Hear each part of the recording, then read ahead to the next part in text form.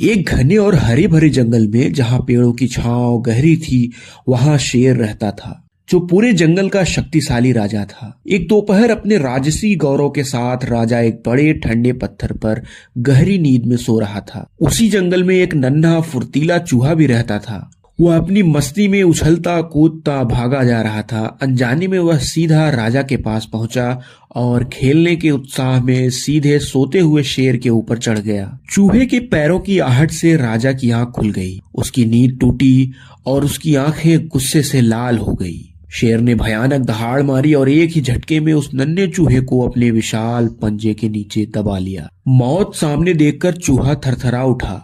उसने तुरंत अपनी पतली आवाज में विनती की, हे जंगल के राजा, मैं आपसे क्षमा मांगता हूँ। मैंने जानबूझकर आपको तंग नहीं किया। कृपया आज मुझ पर दया करें और मेरी जान बख्श दें।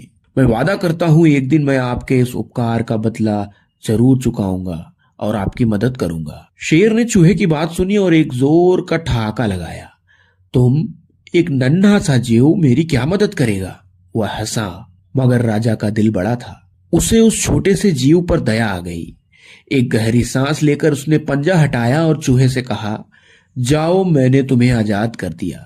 चूहा तुरंत भाग गया और राजा का धन्यवाद किया। कई दिन महीने गुजर गए। एक दिन जंगल में एक चालाक शिकारी आया। उसने राजा के रास्ते को पहचान लिया और चुपके से एक मजबूत जाल बिछा दिया। कुछ देर बाद शेर उस रास्ते से गुजरा और अनजाने में शिकारी के बिछाए हुए जाल में फंस गया। शेर ने आजाद होने की बहुत कोशिश की, लेकिन जाल इतना मजबूत था कि वह और उलझता गया।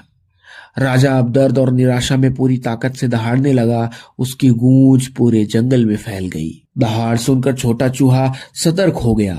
यह तो राजा की आवाज है, वह जरूर किसी मुसीबत में है। एहसान चुकाने का मौका आ गया था। चूहा तुरंत दौड़कर आवाज की दिशा में पहुंचा। उसने देखा कि जंगल का शक्तिशाली राजा असहाय होकर जाल में फंसा हुआ है। बिना एक पल गंवाए चूहा तुरंत जाल पर चढ़ गया।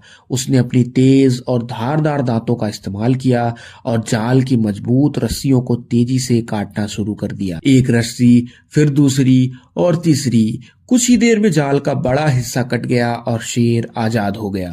बंधन से मुक्त होकर राजा ने कृतज्ञता से चूहे की ओर देखा।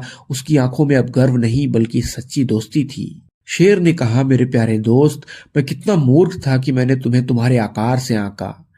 तुमने आज यह साबित कर दिया कि मदद करने के लिए शरीर नहीं बल्कि दिल और इरादों का बड़ा होना जरूरी है। आज से तुम मेरे सच्चे दोस्त हो। उस दिन से जंगल का राजा और वह छोटा चूहा सबसे अच्छे दोस्त बन गए। दोस्तों, आप इस कहानी से क्या महत्वपूर्ण सीख लेते हैं?